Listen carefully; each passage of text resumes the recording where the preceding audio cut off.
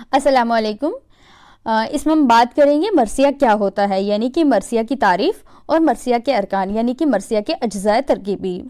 مرثیہ لفظ ریسہ سے نکلا ہے اور اس کے معنی ہوتی ہے ماتم کرنا، یعنی دکھ منانا، افسوس کرنا، ماتم کرنا۔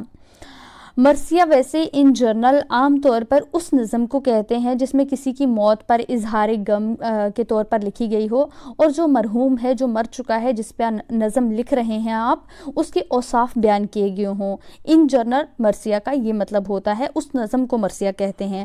پر اب ہم اس میں جو بات کریں گے وہ اس مرثیہ سے بات کریں گے، اس مرثیہ سے مراد وہ نظم ہوگی جس میں میدان جنگ کربلا کے واقعات اور شہدائے کربلا کی بہادری اور ان کی شجاعت پر مبنی ہو، ان کے غم کے اظہار میں لکھا گیا ہو، ان کی بہادری جس میں بیان کی گئی ہو۔ اس نظم میں ہم ان ارکانوں کی بات کریں گے۔ ان جنرل مرثیہ آپ کو پتہ چل گیا۔ ضروری نہیں ہے کہ ہر مرثیہ میدان کربلا پر ہو۔ آپ کا کوئی اپنا قریبی، آپ کا کوئی چاہنے والا اس دنیا سے وفات پا چکا ہے، آپ نے اس کی یاد میں کوئی غم میں 4 الفاظ لکھے ہیں، اس کے اوصاف بیان کیے ہیں، تو اس نظم کو آپ مرثیہ کا نام دے سکتے ہیں۔ آئے اب مرثیہ کی بات کر لیتے ہیں۔ مرثیہ کے ارکان یعنی کہ اجزاء ترکیبی۔ سب سے پہلے آتا ہے چہرہ۔ چہرہ میں وہ کلام آتا ہے، وہ شعر آتے ہیں جس میں شاعر کیا کرتا ہے، یہ ایک حمدیہ کلام پر مشتمل ہوتا ہے ایکچولی۔ اس میں کیا ہوتا ہے کہ موسم کا بھی ذکر ہوتا ہے اور شاعر اکثر اس حصے میں اپنے کلام پر فخر کرتا ہے، ٹھیک ہے۔ اس کے بعد آ جاتا ہے سیکنڈ سراپا۔ اس حصے میں کیا ہوتا ہے، حضرت حسین رضی اللہ عنہ کے جان نثاروں اور ان کے ساتھیوں کا حلیہ بیان کیا جاتا ہے۔ حلیہ سے مراد ہے کہ ان کی بہادری، ان کی شجاعت، ان کا پہناوا، ان کا میدان جنگ میں آنے کا طریقہ، یعنی طرح سے داڑھی رکھی ہوتی ہے سنتوں کی وغیرہ وغیرہ، کل ملا کے اس کے حلیے کی بات ہوتی ہے۔ اس کے بعد آ جاتا ہے تیسرے نمبر پہ رخصت۔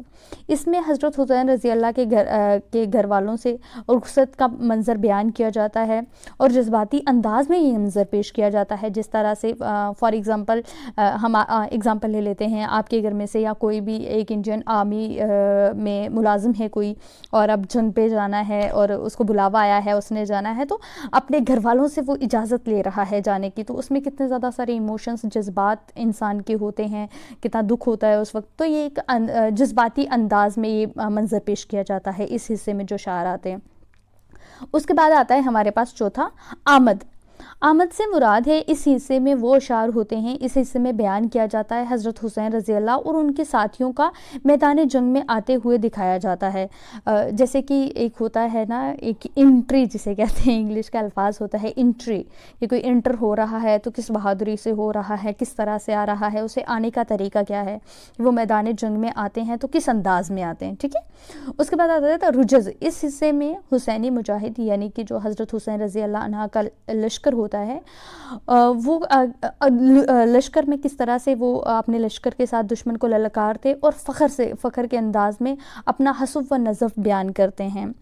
حسب و نصب بیان کرنے سے مراد ہے کہ جو حسینی مجاہد ہیں وہ یزید کے لشکر کو للکارتے ہیں اور اپنے اجداء یعنی کہ اپنی تاریخ کو پلٹتے ہوئے، اپنے اجداء اور اپنی بہادری کے قصے سناتے ہوئے، وہ للکارتے ہوئے میدان جنگ میں آتے ہیں، ٹھیک ہے۔ اس کے بعد آ جاتا ہے ہمارے پاس سکس رزم۔ اس حصے میں کیا ہوتا ہے کہ اب اگر آپ ان کو ریلیٹ کرتے ہوئے دیکھیں، کسی بھی چیز کو، کسی بھی صنف کو، کسی بھی ٹاپک کو پڑھنے کا بیسٹ طریقہ ہے آپ ہمیشہ اسے ریلیٹ کر کے پڑھیں۔